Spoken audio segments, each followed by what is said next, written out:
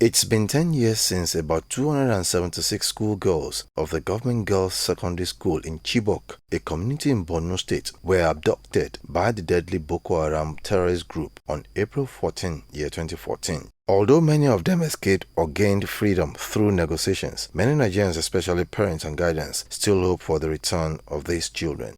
Let's keep hope alive. It's unfortunate that for the past 10 years, we're still singing the same tune over these missing girls.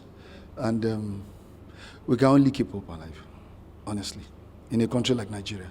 Nobody has been able to pinpoint exactly where those girls are. If they have been married out, who are they married to, or what are they doing wherever they are? So that is act of negligence, child abandonment, and so on and so forth. It is another year not only to relive the horror of that time, but to also ponder and imagine the horrors the children have faced since then.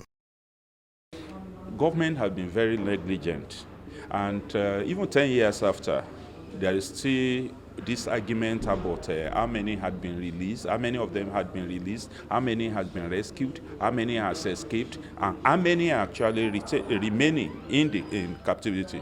How many children have they produced in captivity and all of that? That is one of the most challenging problem that is confronting us in this country.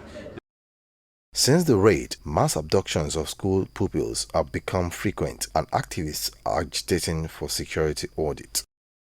Chibok school abduction is a metaphor for even other abductions that have happened even this year.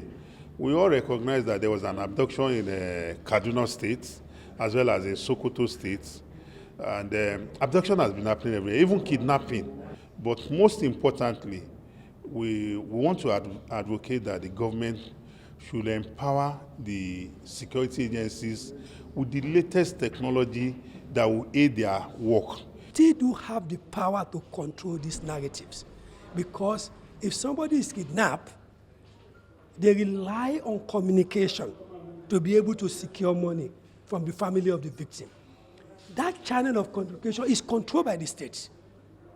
So we could shut it down, we could, do whatever we like with it. Because until kidnapping becomes less lucrative, criminal-minded people will continue to want to do it. There are a lot of kidnapping going on, even as we speak. We may not be able to tell, like I said, it's the same situation of things that we see in every facet of our lives in Nigeria. We cater for ourselves, we provide everything for ourselves. So when you talk about security, you have to provide security for yourself. Since the abduction, hashtags like "Bring Back Our Girls" became a rallying cry for the girls' safe return, with people around the world joining the campaign.